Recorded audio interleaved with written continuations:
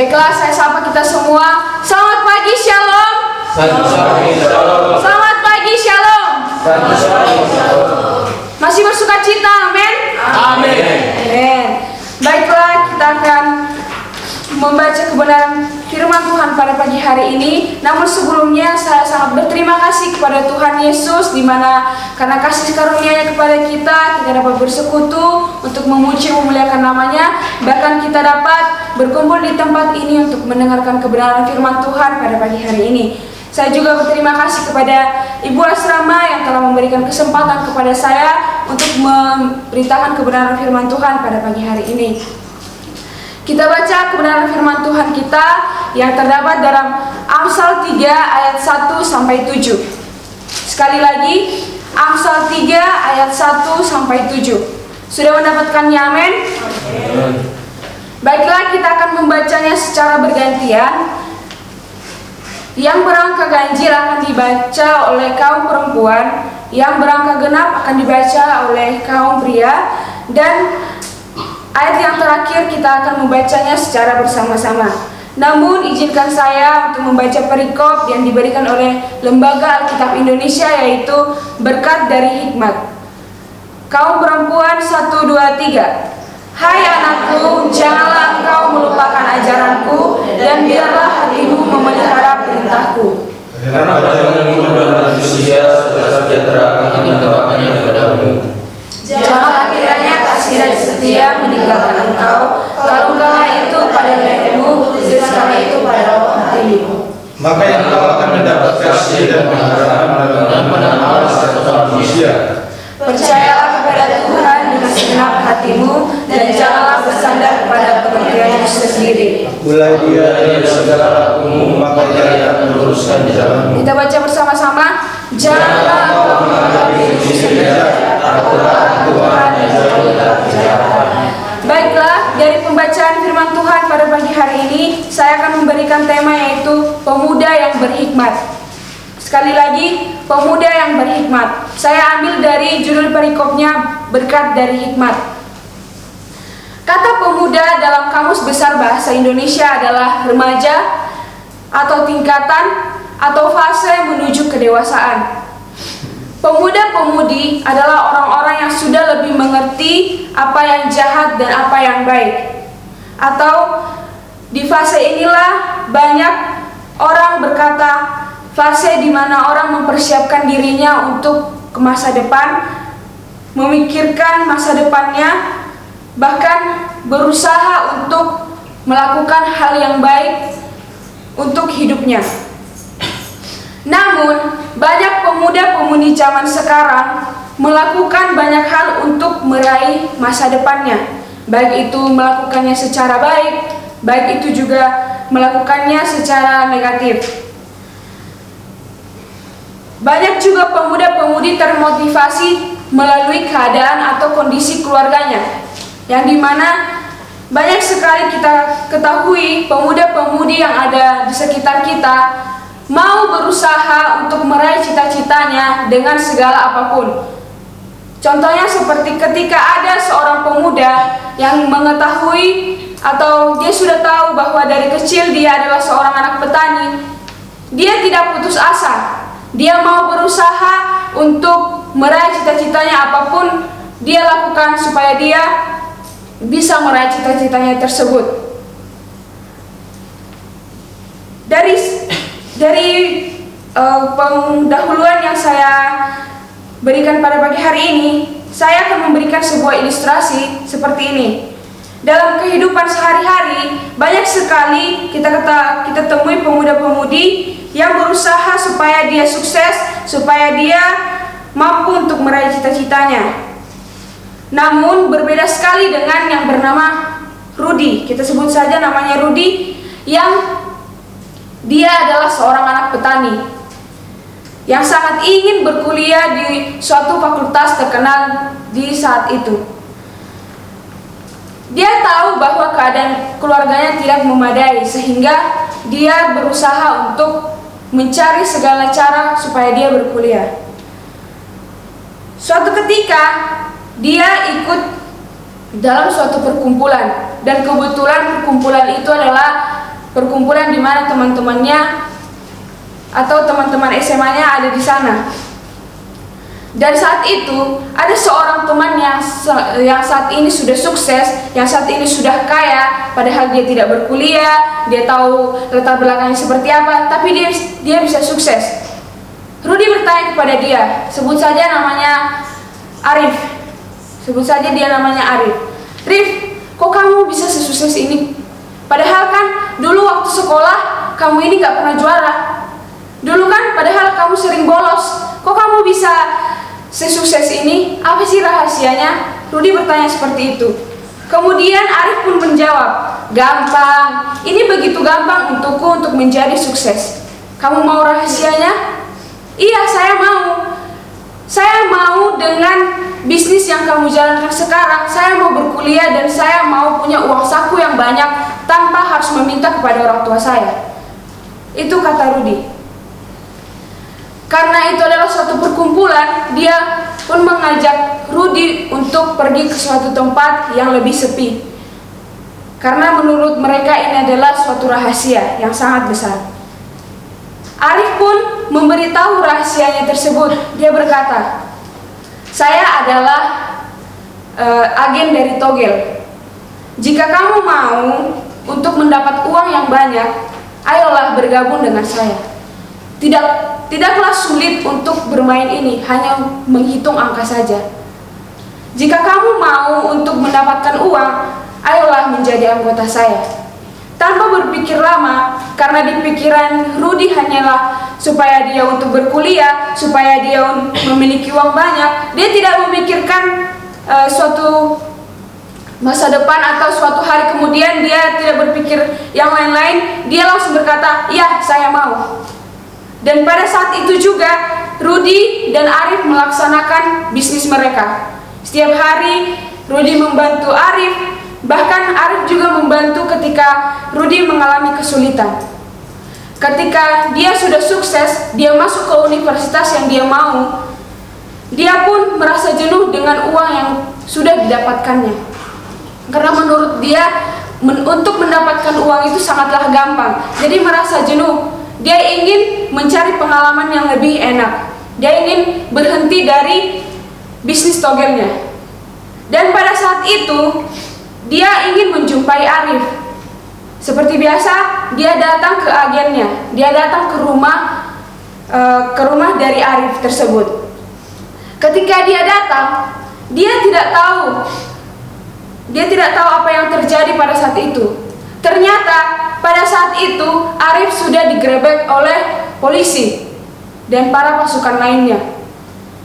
Dia pun tidak bisa lari lagi karena dia juga terlibat dari bisnis tersebut. Dan akhirnya Arif pun membongkar semuanya juga tertangkap, bahkan Rudy pun ikut tertangkap. Ketika di kantor polisi bertanya kepada dia, apa alasanmu untuk ikut bisnis tersebut? Dan Rudy menjawab, saya hanya ingin berkuliah. Saya hanya ingin supaya saya memiliki uang tanpa harus meminta, tanpa harus menyusahkan kedua orang tua saya. Dan polisi berkata, ini bukan jalan yang baik anak muda. Ini bukan jalan yang terbaik untukmu. Masa depanmu masih panjang, tapi kamu sudah berpikir ke hal-hal yang melanggar peraturan negara. Dia pun ditahan dan dia merasa menyesal. Mengapa saya tidak berpikir panjang? Mengapa saya tidak mengetahui bahwa togel tersebut adalah hal yang dilarang oleh pemerintahan? Dan dari ilustrasi tersebut, kita ketahui para pemuda-pemuda haruslah berhikmat. Kita harus memikirkan suatu tindakan sebelum kita melakukannya. Seperti Rudy tersebut, kita harus memikirkannya. Apa yang harus saya lakukan? Apakah harus saya ikuti apa yang maunya si Arif? Ketika kita ikuti hal itu, apa yang akan terjadi? Apakah kita akan mengalami hal-hal yang enak seterusnya? Kita tidak mengalami masalah ketika kita mengikuti bisnis yang akan diajak teman kita. Kita harus memikirkannya matang-matang. Atau kita bisa berkata, tunggu dulu, saya memikirkannya dulu. Nah, dari ilustrasi tersebut, saya akan membagikan 3 bagaimana cara supaya kita menjadi pemuda-pemudi yang berhikmat. Yang pertama itu adalah kita harus percaya kepada Tuhan, yang bisa kita lihat dalam ayat yang kelima. Percayalah kepada Tuhan dengan segenap hatimu dan janganlah bersandar kepada pengertianmu sendiri. Nah, ketika kita sudah percaya kepada Tuhan, maka kita pun terlebih dahulu akan datang kepada Tuhan. Jangankan kepada Tuhan, ketika kita sudah mempercayai seseorang yang ada di sekitar kita, ketika kita lagi ada masalah atau ada suatu pilihan, kayak contoh tadi si Rudi, ketika temannya ajak dia untuk ikut pekerjaan bisnis togel ini, dia bertanya dulu, entah dia bertanya kepada saudaranya, entah dia bertanya kepada orang tuanya, dia bertanya kepada orang-orang yang dipercayai dia. Gini gimana? Saya pengen kuliah, tapi untuk saat ini bisnis yang paling mudah untuk saya dapatkan adalah bisnis ini. Bagaimana pendapatmu? Ketika kita sudah percaya, ketika kita sudah yakin kepada seseorang itu akan memberikan hal yang berguna bagi kita. Contohnya kayak saudara kita, nggak mungkin saudara kita menyesatkan kita, nggak mungkin saudara kita ya udah ambil aja, yang penting kan uangnya, nggak mungkin. Tapi saudara kita itu akan memberitahu, oh jangan, karena menurut saya kalau kamu melakukan bisnis itu sama saja kamu mempersiapkan dirimu untuk masuk penjara, karena itu dilarang negara. Maka dari itu, ketika kita sudah percaya kepada Tuhan, kita akan datang kepada Tuhan. Kita berdoa kepada Tuhan. Tuhan, bagaimana ini? Saya sangat-sangat pengen kuliah. Saya juga tidak mau membebani keluarga saya. Keluarga saya juga sangat butuh untuk uang.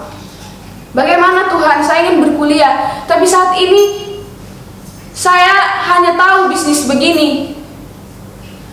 Dan ketika kita percaya, pasti Tuhan akan memberikan kita jalan, memberikan kita suatu kepastian. Dan dari situ kita mengetahui bahwa kita mampu untuk mengandalkan Tuhan. Kita tidak mengandalkan diri sendiri. Kita datang kepada Tuhan, kita berdoa kepada Tuhan supaya karena kita yakin hanya Tuhanlah satu-satunya yang mampu menolong kita. Hanya Tuhanlah yang sanggup untuk memberikan kita rencana-rencana yang terbaik. Mungkin saat ini kita bingung, Tuhan bagaimana ini? Tuhan bagaimana ini? Kita bingung untuk menjalani segala sesuatunya. Apalagi saat ini di mana kita tahu kakak-kakak tingkat kita atau kita di tempat ini lagi banyak pergumulan tentang keuangan, skripsi, bahkan juga masa depan atau mungkin jodoh. Banyak sekali yang sangat kita khawatirkan. Bahkan kadang-kala kita berhenti di titik-titik yang sama. Ya udahlah, pasrah aja sama masa depan. Toh juga gitu-gitu aja. Berdoa sama Tuhan nggak dijawab-jawab. Kadang-kala kita sebagai pemuda-pemudi gampang menyerah. Gampang juga ketika kita sudah berdoa kepada Tuhan, kita benar-benar berdoa, tapi doa kita itu tidak dijawab, kita mudah down, mudah menyerah. Tuhan mana sih?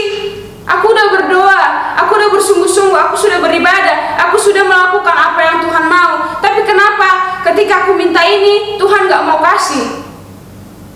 Kadang-kala kita mengeluh, kadang-kala kita tidak bersyukur dengan apa yang Tuhan kasih sama kita. Tapi Tuhan berkata, tunggu, ini belum waktunya kamu mendapat itu.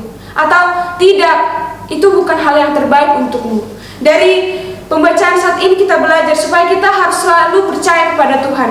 Dan yakin supaya apapun yang Tuhan berikan kepada kita, itu adalah rencana-rencana yang terbaik untuk kita. Amin.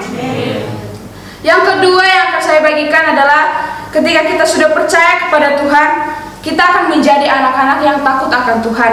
Yang kita bisa lihat pada ayat yang ke-7, saya minta kesediaan Tino untuk membacakannya. Ayat yang ke-7, Janganlah engkau menganggap dirimu sendiri bijak, takutlah akan Tuhan dan jauhilah kejahatan. Ketika kita sudah percaya kepada Tuhan, kita pun bisa takut akan Tuhan. Bukan berarti kita takut seperti kita takut kepada setan, kepada kegelapan. Takut ini adalah kepanjangan dari taat. Taat, takut akan Tuhan. Taat ini adalah berbicara di mana kita itu mendengarkan dan melakukan. Taat ini berbicara ketika kita diberikan suatu perintah, kita melakukannya dengan baik. Contohnya seperti kita dipercayakan untuk kerja praktis di tempat masing-masing. Ada yang membersihkan lantai 1, lantai 2, membersihkan ada lantai 3, memasak, bahkan juga mencuci piring. Kita diberikan kepercayaan untuk melakukan tugas itu. Pastinya kita akan melakukannya dengan bersungguh-sungguh dan juga kita akan melakukannya sesuai dengan perintah tersebut. Tapi ketika kita disuruh untuk melakukan hal yang lain, mampukah kita untuk menaatinya? Mampukah kita berkata, ya, saya akan melakukannya? Dari pembacaan ini kita belajar supaya kita sebagai pemuda-pemudi yang ingin memiliki hikmat, kita harus belajar terlebih dahulu supaya kita ini taat. Karena apa? Ketika kita sudah taat, ketika kita sudah mau untuk melakukan perintah Tuhan itu, Tuhan akan memberikan hikmat itu kepada kita. Dan karena itu, biarlah kita menjadi pemuda-pemudi yang selalu mendengarkan dan tidak hanya mendengarkan, kita mampu untuk melakukannya. Walaupun itu dilakukan untuk bersama dan kita disuruh untuk sendiri. Contohnya seperti ketika saya disuruh, kamu harus lakuin ini karena nanti ada anggota-anggota yang akan masuk ke ruangan ini. Pokoknya harus bersih. Kamu sendiri, karena semua orang sedang melakukan hal lain. Kamu harus bersihkan lantai 2 supaya bersih, dan karena lantai 2 akan digunakan untuk webinar. Saya tahu menurut saya itu bukan pekerjaan saya, karena pekerjaan saya ada di tempat lain. Tapi ketika saya sudah taat, saya sudah mendengarkan perintah, saya mau melakukannya tanpa bersungut-sungut. Saya membersihkannya, baik itu mengelap, menyapu, bahkan juga ngepelnya. Dan juga ketika saya sudah taat, saya pasti akan menerima suatu hadiah. Bukan hadiah secara langsung dari pemimpin yang telah menyuruh, tapi saya melihat, oh, karena hasil kerja saya lantai 2 ini jadi bersih, jadi nyaman, jadi terhindar dari nyamuk karena sudah bersih. Dan dari kebenaran ini, dari kebenaran firman Tuhan ini, kita belajar supaya dengan takut akan Tuhan kita juga menghindari kejahatan. Karena apa? Menghindari kejahatan ini adalah perintah dari Tuhan. Karena Tuhan mau kita ini berbuat yang baik. Ketika ada teman kita yang berbuat jahat kepada kita, jangan pernah kita membalasnya dengan kejahatan.